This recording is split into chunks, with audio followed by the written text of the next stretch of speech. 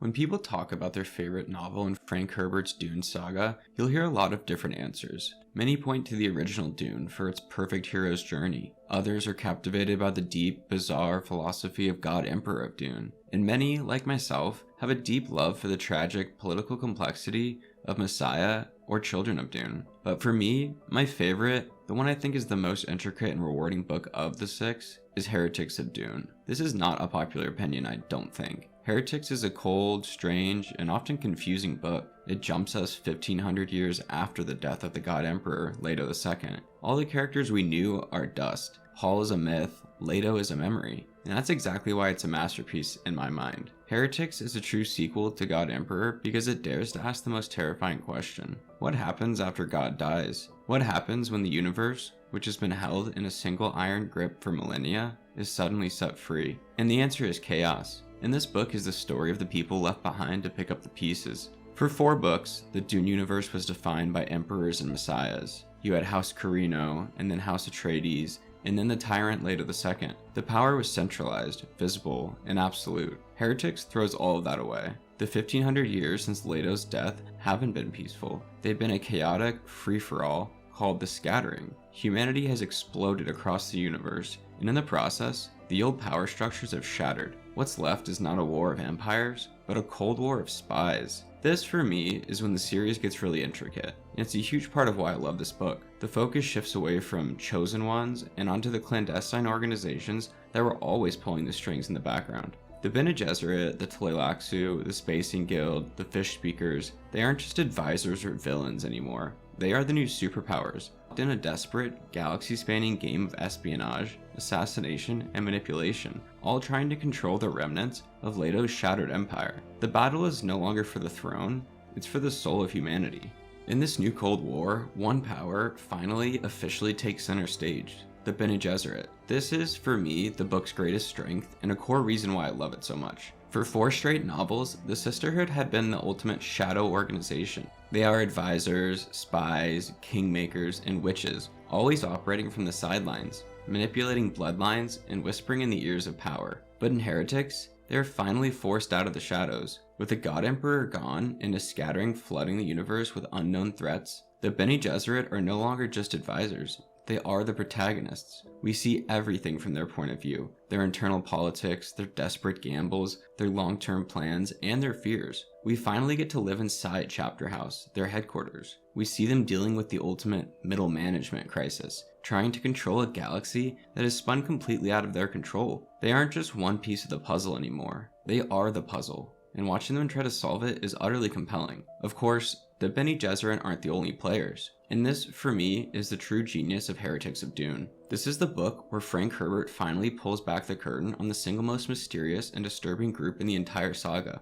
the Bene Tleilaxu. For 4 books, the Tleilaxu are just the dirty cloners. They're the boogeymen. They're the amoral flesh vats who grow Gholas and artificial eyes. We know nothing about them, except that they are unclean and universally distrusted. Heretics takes us to their capital world, Bene Tleilaxu, and the reveal is one of the most brilliant, horrifying twists in science fiction. They aren't just amoral scientists, they are religious zealots. They're twisted, extremist descendants of Zensunni faith who believe they are God's chosen, destined to rule the universe. And the secret to their power, the source of their axolotl tanks that grow the Gholas, it's their women, kept in a horrific, vegetative, and mechanical state. This reveal recontextualizes everything.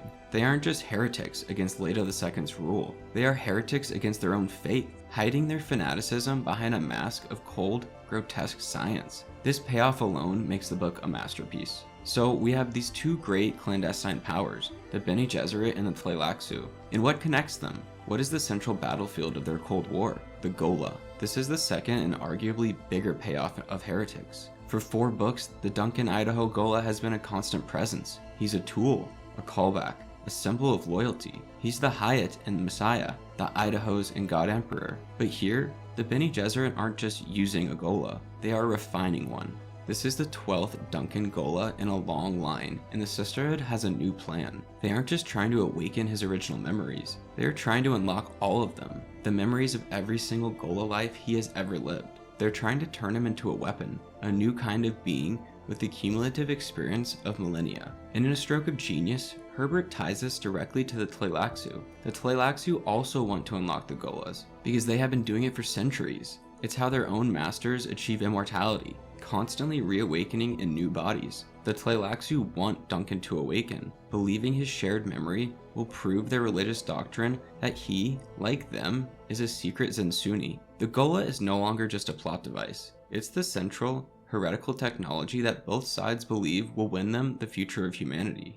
So we have this intricate two-way shadow war, the Bene Gesserit and their Ghola weapon versus the Tleilaxu and their secret religion. And just when you think you understand the battlefield, Frank Herbert does what he does best. He flips the entire table over. He introduces the honored Matres. This, for me, is the final piece that makes Heretics so brilliant. The universe strikes back. Remember the scattering? The great diaspora Leto II forced onto humanity? For 1500 years, humanity has been out there, in the dark, evolving, changing. And now, they're coming back. The honored Matres are the first wave. They are a dark, twisted mirror of the Bene Gesserit. Where the sisterhood is all about control, subtlety, and mastering emotion, the honored Matres are about passion, raw violence, and a total, overwhelming sexual dominance. They don't just manipulate, they conquer. They don't just bind, they enslave. They are a true heresy, a new, terrifying power that nobody planned for. They return to the old empire with overwhelming force, destroying entire planets and throwing the delicate, cold war between the Bene Gesserit and the Tleilaxu into an absolute bloody chaos. And this is where all four of our threads, the Dead God's legacy,